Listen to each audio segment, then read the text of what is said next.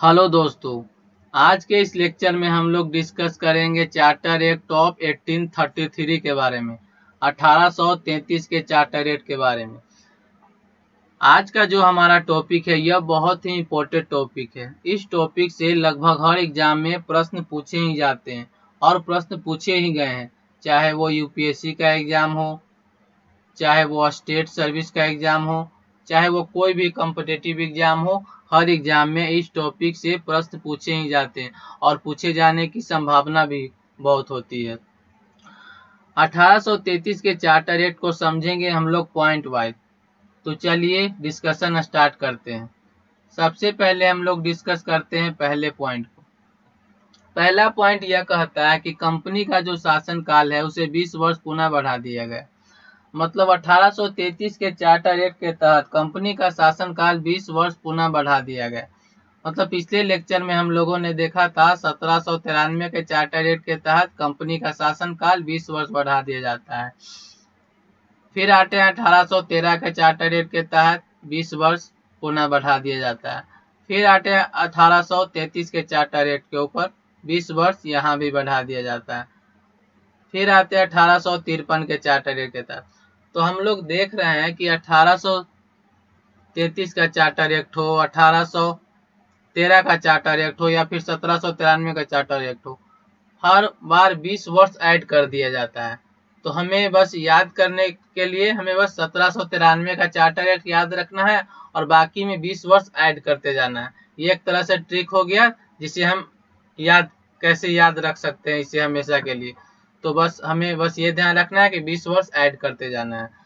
तो 1833 के charter act के तहत कंपनी का शासनकाल 20 वर्ष पुनः बढ़ा दिया गया।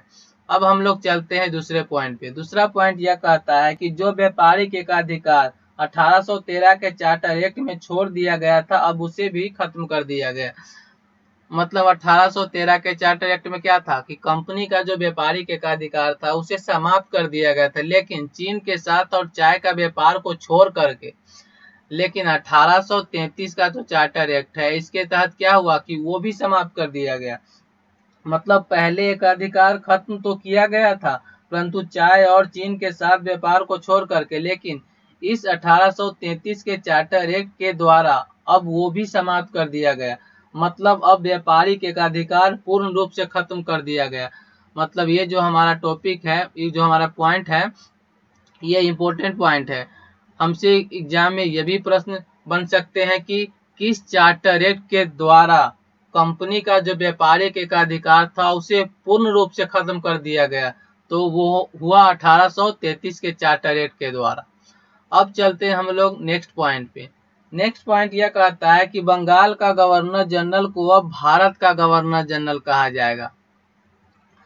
मतलब बंगाल का गवर्नर जनरल अब पूरे भारत को कंट्रोल करेगा, मतलब पूरे भारत को देखेगा। और पहले भारत के गवर्नर जनरल हुए लॉर्ड विलियम बेंटिक।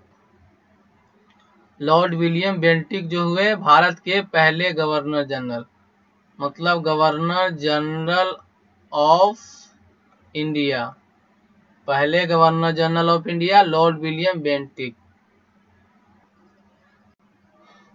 अब चलते हैं हम लोग नेक्स्ट पॉइंट पे। जो नेक्स्ट पॉइंट यह कहता है कि गवर्नर जनरल को कानूनी रूप से सहायता देने के लिए एक कानून विशेषज्ञ की जरूरत थी, जिसके लिए 1833 के चार्टर एक्ट के तहत एक लॉ कमीशन का गठन किया गया और लॉर्ड मैकेले जो हुए उस लॉ कमीशन के अध्यक्ष हुए। मतलब लॉर्ड मैकेले पहले लॉ मेंबर हुए, लॉ मेंबर मतलब पहले विधि सदस्य। इसे बनाया गया था गवर्नर जनरल को कानूनी सहायता देने के लिए।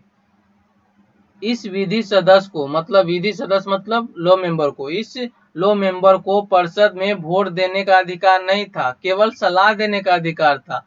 पर सलाह माने या ना माने वो गवर्नर जनरल पर निर्भर करता था। तो 1833 के चार्टर एक्ट के तहत एक लॉ कमीशन का गठन किया गया था और उस लॉ कमीशन का जो अध्यक्ष हुए वो लॉर्ड मैकेले हुए। अब चलते हैं हम लोग नेक्स्ट पॉइंट पे।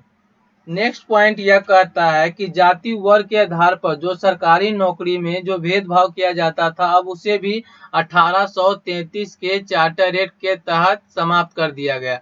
मतलब कि जो सरकारी नौकरी में जो चयन होता था वो कास्ट और क्लास, जाति, वर्ग के आधार पर जो चयन में भी जो भेदभाव किया जाता था, अब उसे भी 1833 के चार्टर एक्ट के तहत अबॉलिश कर दिया गया, मतलब समाप्त कर दिया गया।